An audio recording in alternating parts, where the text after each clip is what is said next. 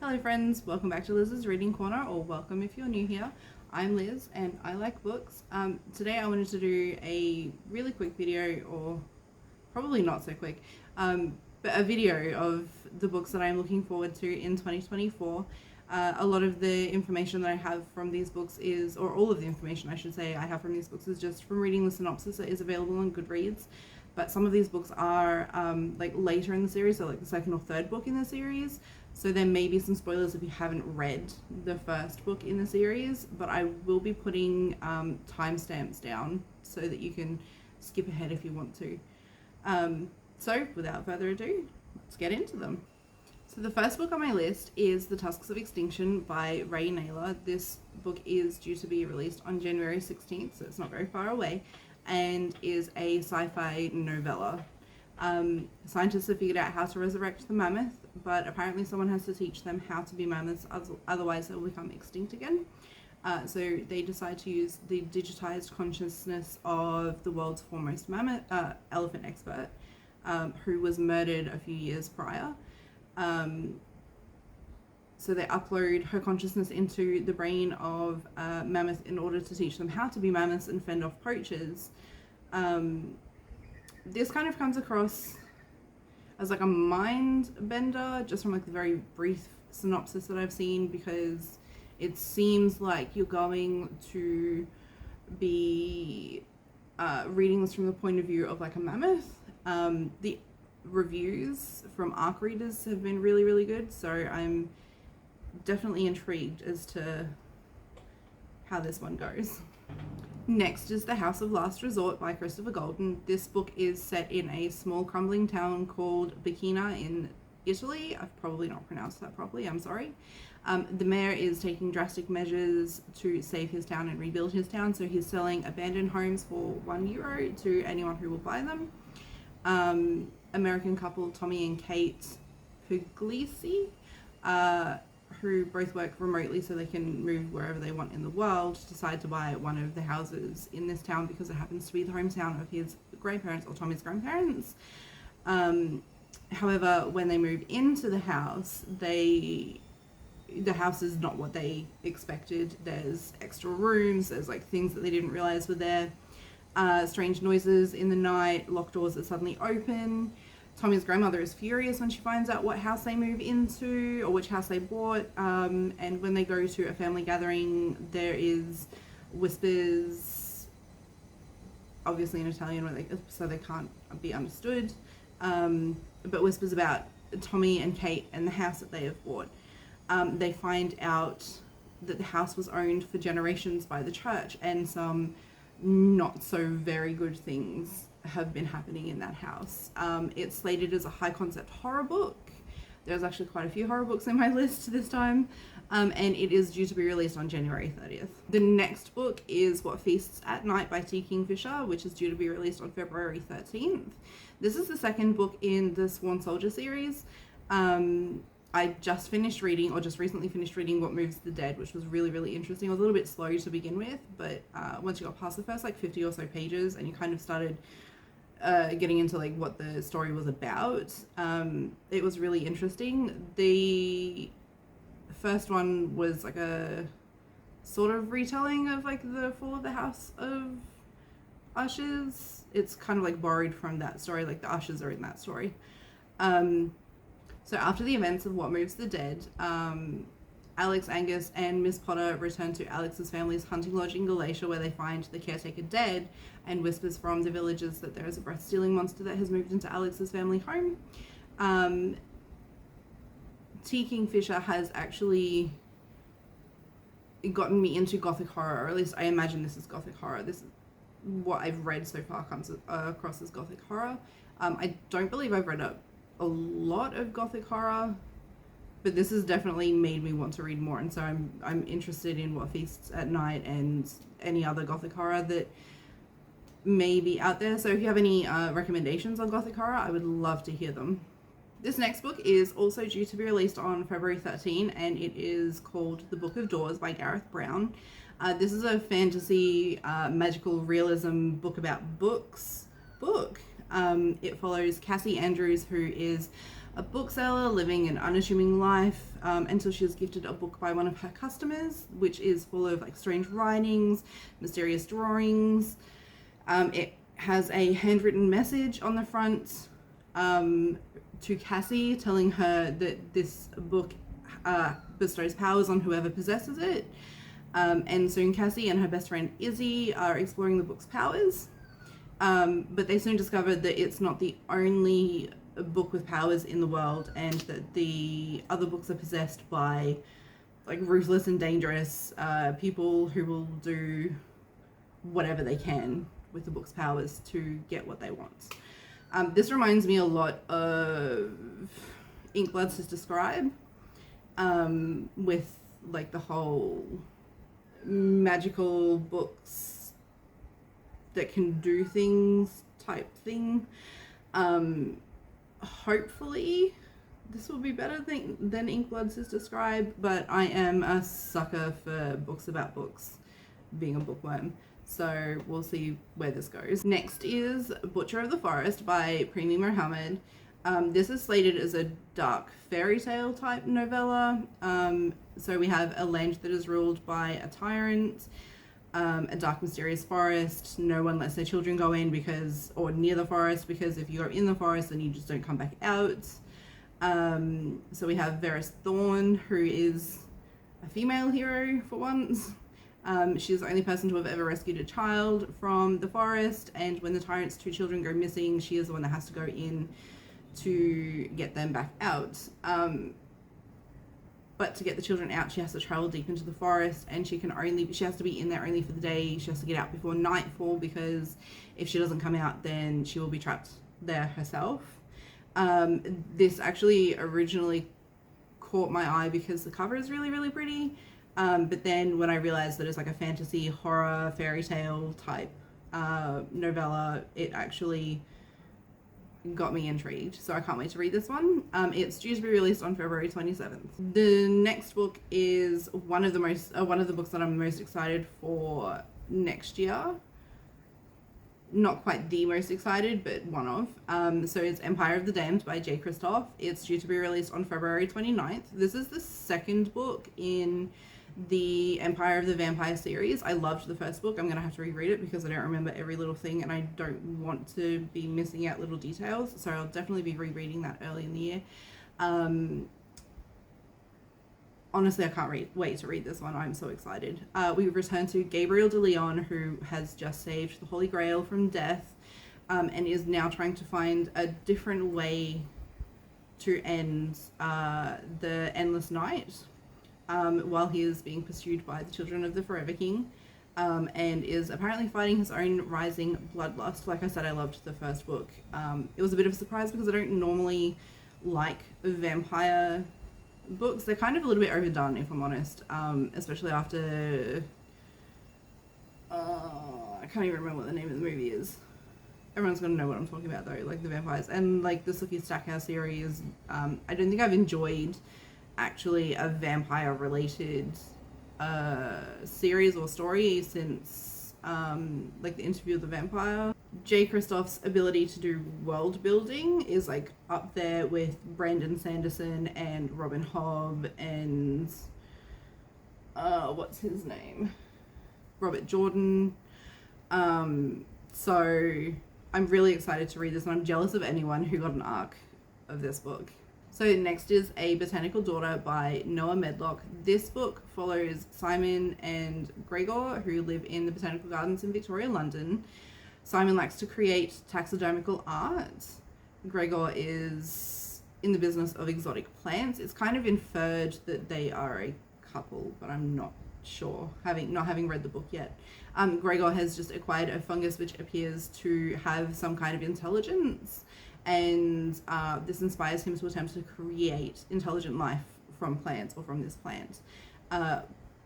What could go wrong, right? Goosebumps is kind of with Stay Out of the Basement. Goosebumps kind of shows us that intelligent plant life is never a good thing. So it'll be interesting to see just how bad this one So he manages to create intelligent life, again, like, this is not spoilers. Everything that I have is from the synopsis of the book on Goodreads. So this intelligent life cannot be controlled or reasoned with, and it only thrives if he uses dead people as a substrate. So as Chloe continues to grow, Gregor starts to wilt under the cost of keeping it hidden from everyone else within the botanical society, or like the society that he is in. I am not gonna lie, I didn't really find this interesting. I'm one of those people that judges a book by its cover. I didn't find the cover terribly interesting, but then once I read the synopsis, it kind of drew me in. It reminds me a lot of Goosebumps, like the Stay Out of the Basement from Goosebumps, but more for adults than like children. And this book is due to be released on March 19th. So next is Forgotten Sisters by Cynthia Palaio, which is also due to be released on March 19th.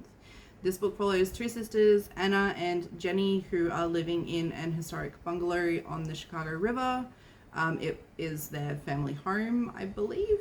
They both come across like they don't go out very much. The synopsis says, to stave off loneliness, Anna has a podcast spinning ghostly tales of Chicago's tragic history.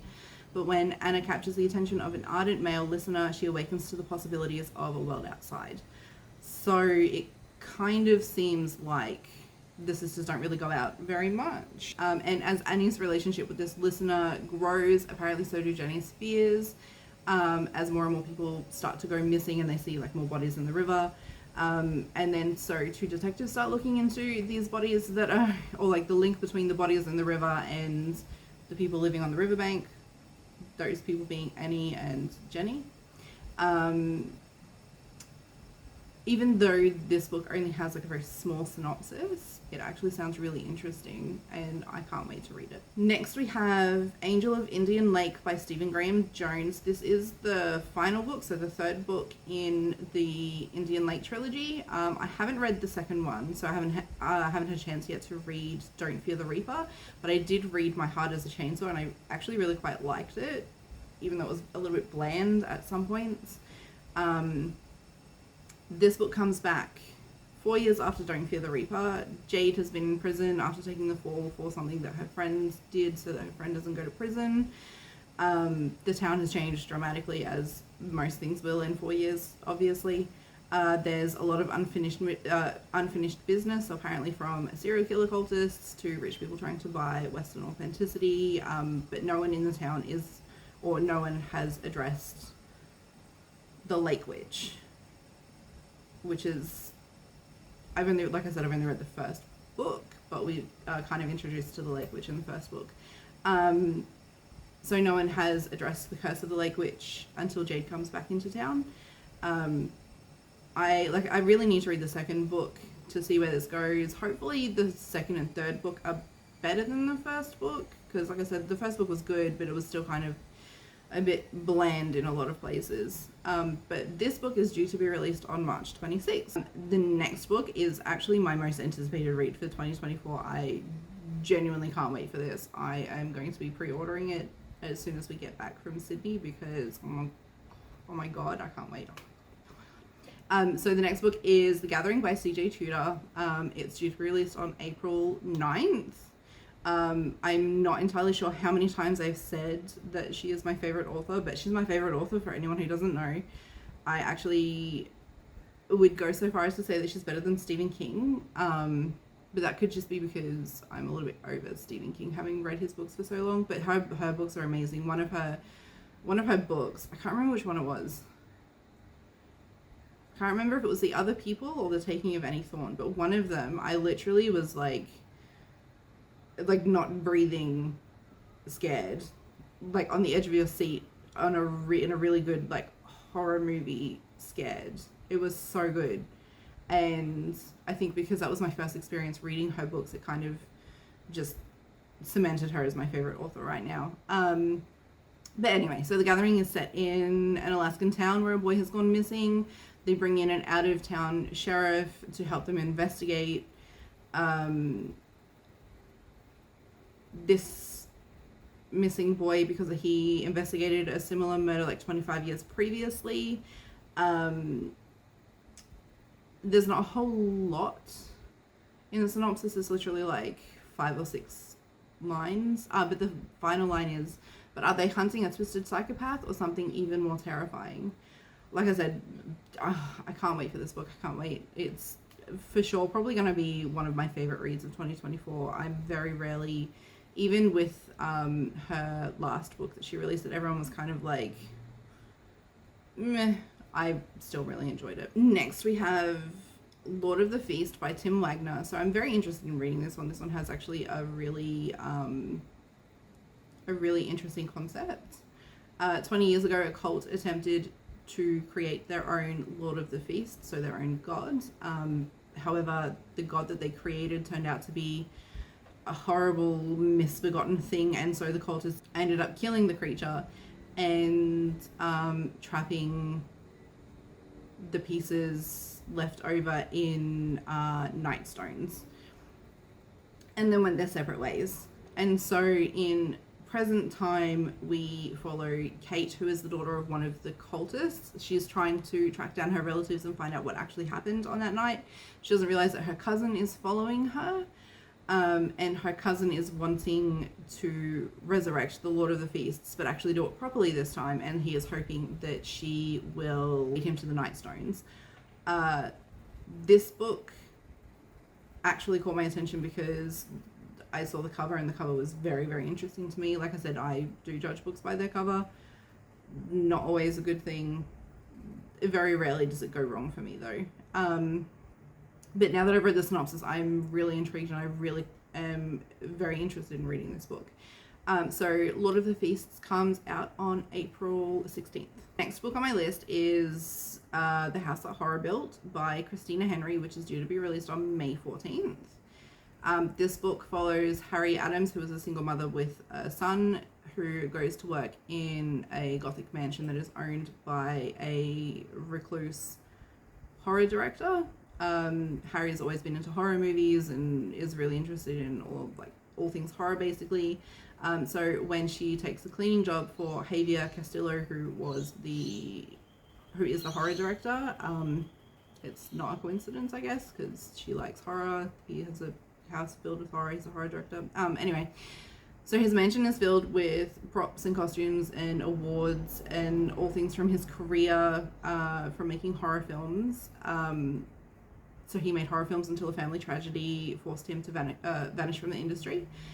So Harry does her best to keep the house clean, keep her nose down, mind her own business, until she starts to hear noises from behind a locked door that sounds suspiciously like someone calling for help. And apparently Javier doesn't, I'm assuming I'm pronouncing that right, I could be pronouncing it completely wrong, but Javier is a loner who doesn't normally have visitors, so there should not be anyone in this house. And Harry soon finds out that the house may actually have more secrets than she can ignore. Like I said, it's different. I like different. And this sounds different.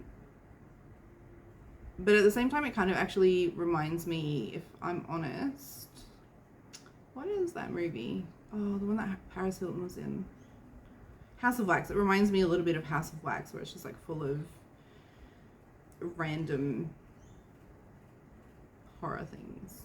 But anyway, so this one will be out on May 14th. This one no one's going to be surprised by. I've mentioned it a lot.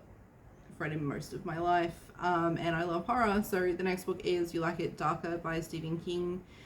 This is a collection of 12 short stories. I believe some of them are actually related to previous novels. There is, according to the synopsis, a story in there about Danny from The Shining. There's a story, a sequel to, or a short story to Cujo. In the afterword, Stephen King wrote, You Like It Darker? Fine, so do I.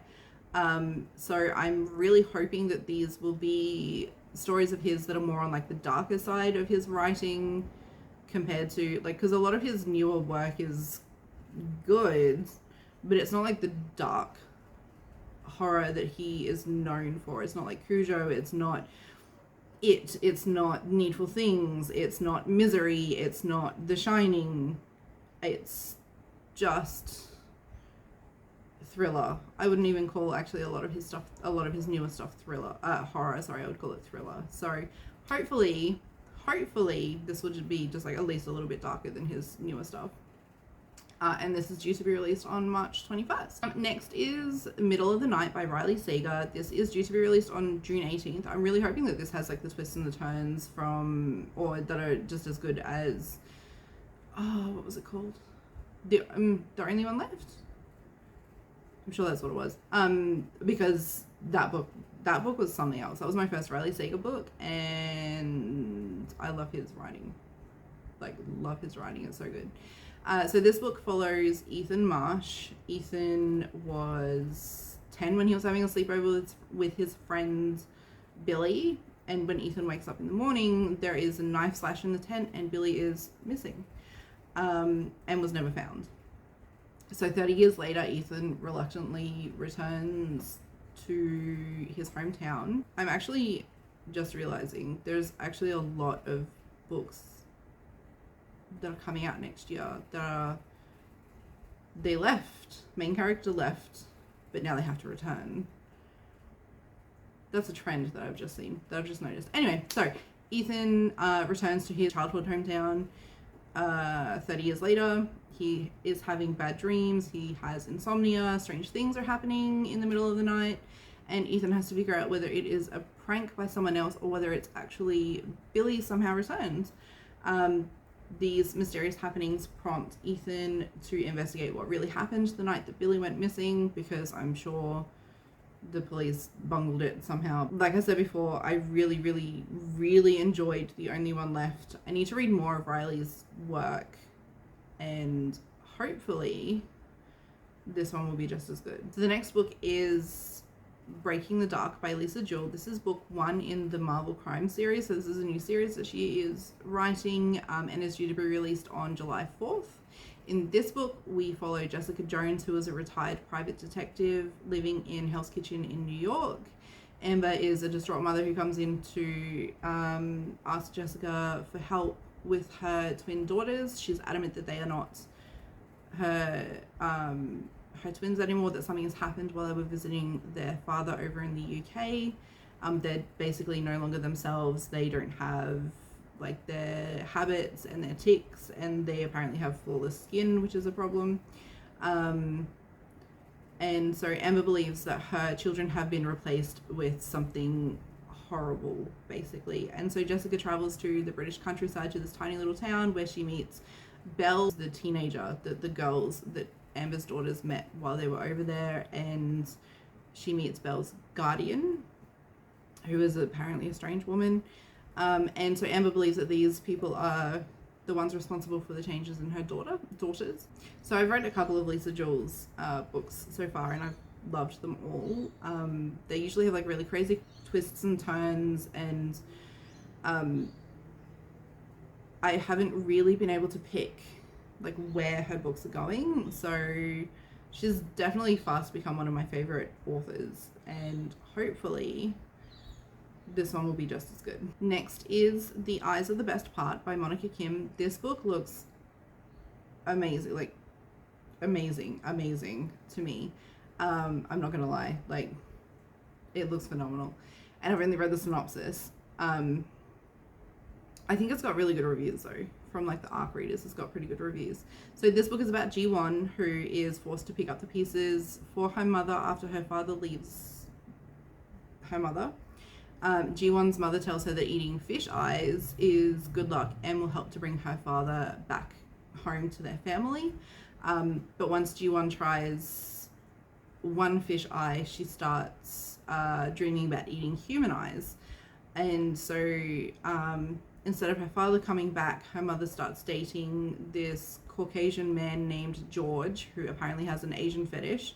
And Ji-won becomes obsessed with George's blue eyes and starts noticing like all of the blue eyes that are around her, like all of the people with blue eyes around her. And so unable to control her urges or her obsession with blue eyes, Ji-won decides to do the one thing that will end her cravings once and for all. This kind of comes across as like an extreme horror book. I'm not sure if I've read any extreme horror, so this will probably be my first if I don't read anything before then, which this is coming out in June 25th, so the end of June. So I may read an extreme horror book before then, but if not, this will be my first extreme horror book. But I'm actually really, really excited. This is like in my top 3 books that I'm most excited for next year. So in addition to the other books that I've spoken about, I believe that Catriona Ward is releasing a book in the second half of the year. I'm not entirely sure how accurate that is. It's saying on Amazon that she's going to have a book released on, I think it was October 3rd, but we all know how reliable that Amazon can be, so it's not on Goodreads yet, but I'm putting it on like my hopefuls list because I loved The Last House on Needless Street. Like, that was my favorite read for this year. It was so good. And so Catriona Ward has also become one of my favorite authors. I can't wait to read more of her books. She is amazing. And so, yeah, like I said, apparently October 3rd she's going to be releasing another book, but we will see.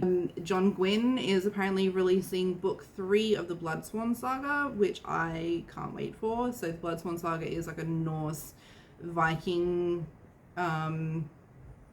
inspired saga, or it's a trilogy, it's 3 books. I can't wait. Like, I loved The Hunger of the Gods. I loved The Shadow of the Gods. Or I think it's Shadow of the Gods and Hunger of the Gods. I can't wait. I'm so excited to read this book. I can't wait to read the ends. Truck just went past.